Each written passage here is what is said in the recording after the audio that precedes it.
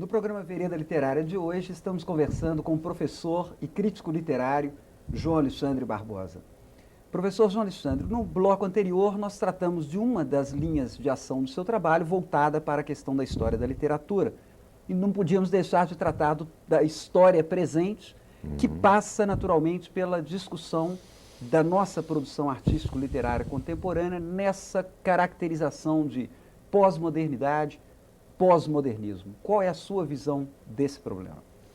Olha, o que acontece é o seguinte, a utilização da expressão pós-moderno e pós-modernidade para a literatura é uma macaqueação, né? Porque o conceito de pós-moderno é um conceito que foi utilizado para a arquitetura. Né?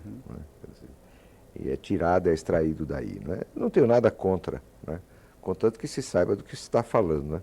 Em geral, se diz que o pós-moderno é aquele estilo, aquele momento, aquela obra que traz certas características, como a características de autorreferencialidade, de intertextualidade, etc. Mas isso eu vejo na modernidade também, quer dizer, não me parece que seja uma caracterização específica, não é, para fazer que exista um novo estilo, um novo momento. Eu não creio. Não é? Em 1986, eu publiquei um livro que se chamava As Ilusões da Modernidade, que você mencionou. As Ilusões da Modernidade, em que eu elencava uma série de ilusões, não é? que encantou os artistas modernos, desde Baudelaire, desde Flaubert na poesia ou na prosa, né? Para dar dois exemplos, Baudelaire na poesia e Flaubert na prosa. Não é? E que fez com que eles perseguissem certas técnicas, né? E eu chamei isso de ilusões da modernidade, não é? Como a de estar em todo lugar, a todo momento, né? A ilusão da ubiquidade a que se referiu num determinado momento Valéry, falando de conquista da ubiquidade. Né? Escrevi esse livro e o primeiro ensaio era exatamente isso, As Ilusões da Modernidade, chamando a intenção para isso. Não é?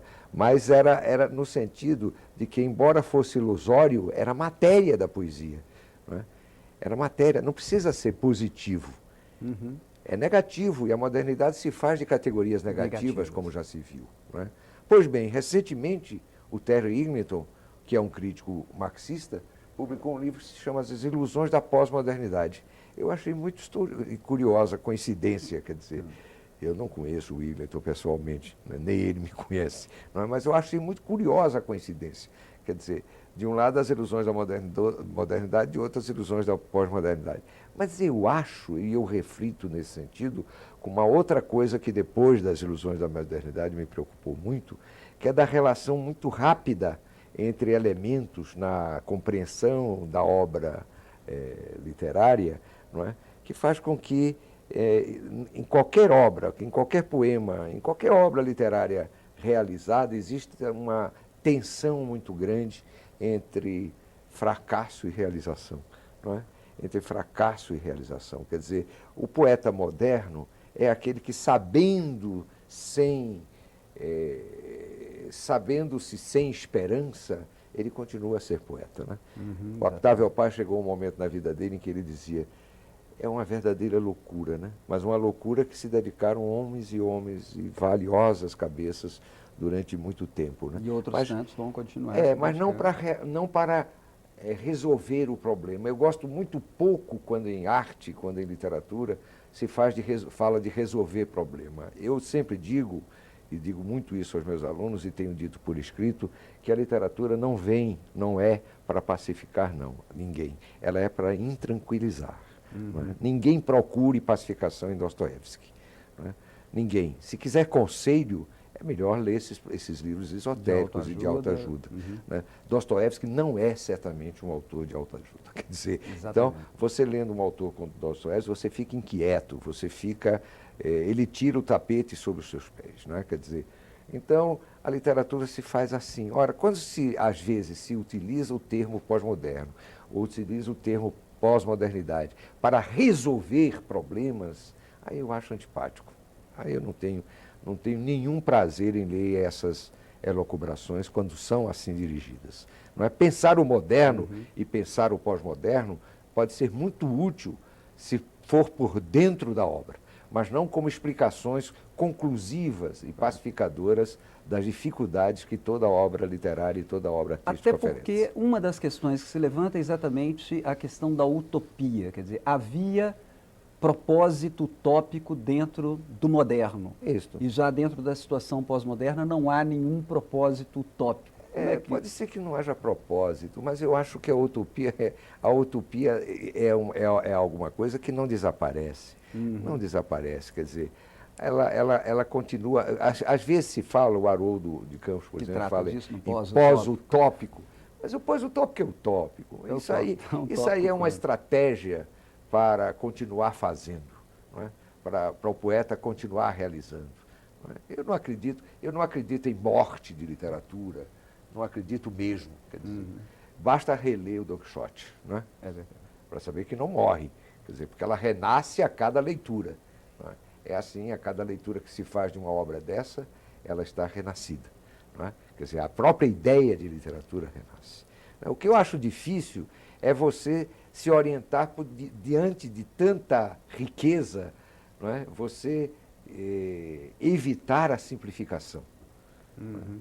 É uma das coisas que eu tenho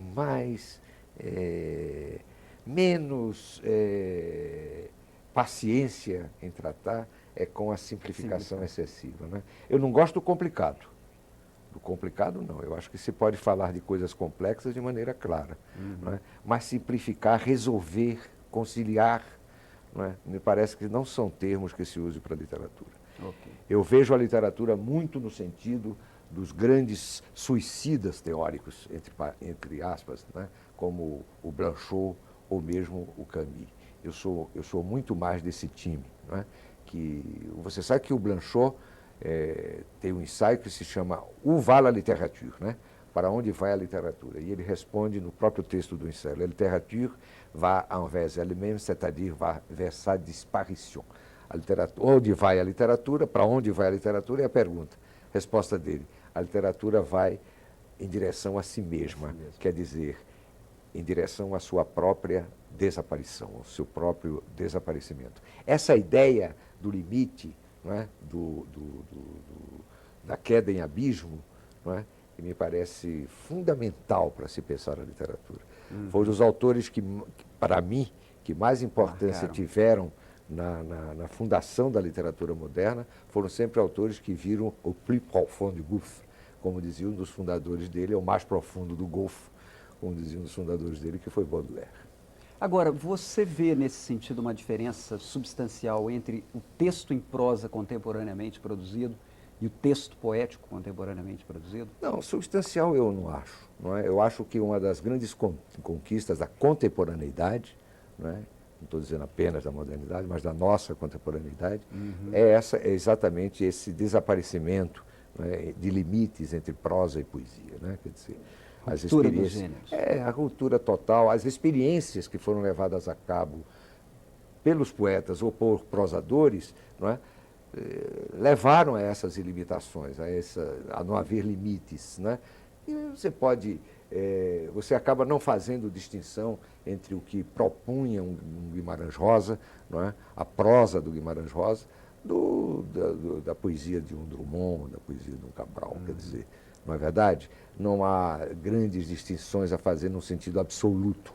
Não é, no sentido, é prosa e é poesia, não é? Mas não no sentido absoluto. Eu costumo dizer que Yeats, por exemplo, o grande poeta William Butler Yeats, o grande poeta irlandês, ele influenciou não apenas a poesia inglesa posterior a ele. Ele não foi pai apenas da poesia inglesa posterior a ele, do Pound, do Eliot, do Cummings, do Ian Carlos Williams. Ele influenciou o Joyce, ele influenciou o Beckett. Quer dizer, por quê? Porque ele comeu por dentro, não é? A própria língua inglesa, ou a língua literária inglesa.